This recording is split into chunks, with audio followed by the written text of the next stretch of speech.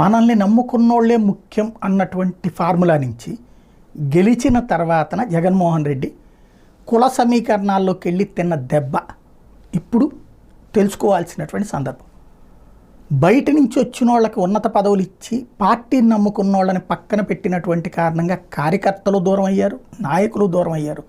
జగన్కి బుద్ధి చెప్పాలి అని ఎవరికాళ్ళు సైలెంట్ అవ్వడమే ఇవాళ 11 స్థానాలకు పరిమితమైనటువంటి ఫలితం.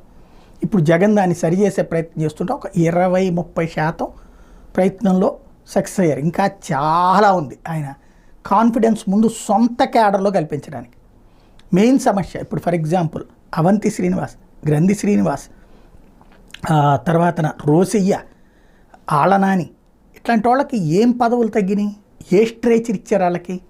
బట్ వాళ్ళు ఎవరికి జగన్ మీద ప్రేమ లేదు, ఆ పదవి మీద అవకాశం ప్లస్ దీనికోసం వచ్చారు. మరి ఏమన్నా డబ్బులు కూడా తీసుకున్నాడేమో జగన్మోహన్ రెడ్డి, అందుకనే వాళ్ళకి డబ్బులు ఇచ్చి వచ్చాం, డబ్బులు అయిపోయింది కాబట్టి